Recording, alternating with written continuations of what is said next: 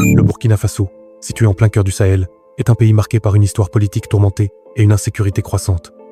Depuis plusieurs années, le pays est en proie à des attaques répétées de groupes djihadistes qui ont fragilisé l'État et bouleversé la vie quotidienne des Burkinabés. Ces violences ont mis en lumière l'incapacité des gouvernements successifs à garantir la sécurité et à stabiliser la région. En 2022, le président Roch-Marc Christian Kaboré est renversé par un coup d'État militaire mené par le lieutenant-colonel Paul-Henri Damiba sous prétexte de gérer l'urgence sécuritaire. Mais la situation ne s'améliore pas et au contraire, la pression des groupes terroristes continue de s'intensifier. Ce contexte est crucial pour comprendre la montée en puissance d'Ibrahim Traoré.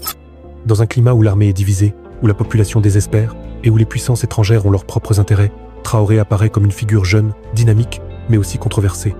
Sa volonté de rupture avec les anciens modes de gouvernance et de coopération internationale le place très vite au centre de tensions multiples. Ce terreau instable et fragmenté pose les bases d'un affrontement inévitable. Dès lors, l'ascension d'Ibrahim Traoré ne peut être que le déclencheur d'une série de conflits profonds, à la fois internes et externes. Ibrahim Traoré, alors capitaine âgé de 34 ans, devient en septembre 2022 le chef de la junte militaire après avoir renversé Damiba. Ce passage de témoin spectaculaire révèle un homme ambitieux, perçu par beaucoup comme la nouvelle génération des officiers burkinabés. Il promet de s'attaquer frontalement à la crise sécuritaire, de restaurer la souveraineté nationale et de réduire la dépendance du pays vis-à-vis de la France. Cette ambition fait de lui un personnage à double tranchant. D'un côté, il gagne l'admiration d'une grande partie de la population, notamment des jeunes, fatigués des conflits et désireux d'un changement profond.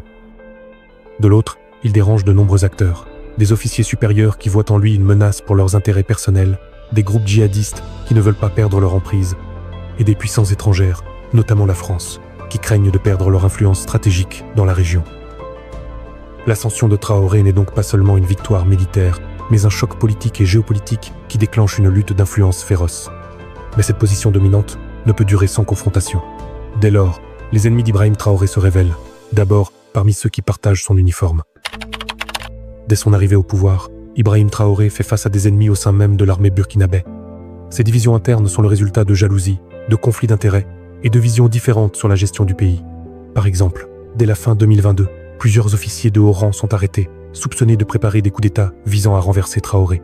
Un des réseaux les plus importants est celui surnommé Green Mamba, composé de militaires loyaux à certains anciens responsables et opposés aux réformes de Traoré. Leur plan consistait à prendre le contrôle des lieux stratégiques comme la télévision nationale, les prisons et la résidence présidentielle.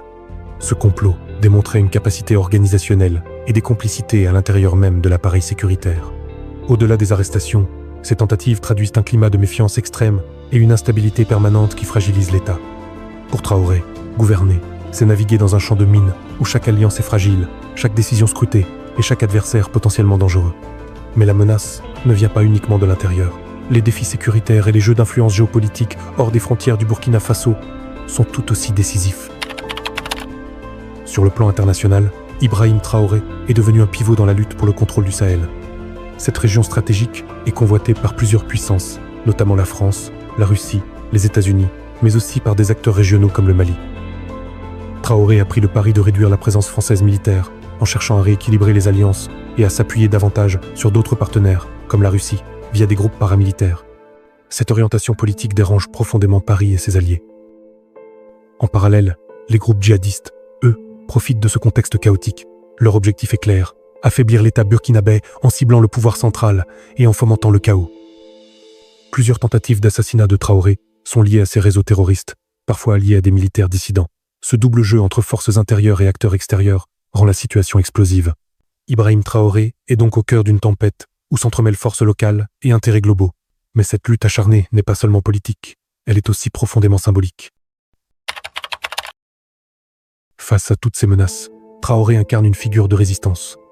Sa détermination à maintenir la souveraineté du Burkina Faso, à réformer l'armée et à tenir tête aux groupes armés est à la fois sa force et sa vulnérabilité.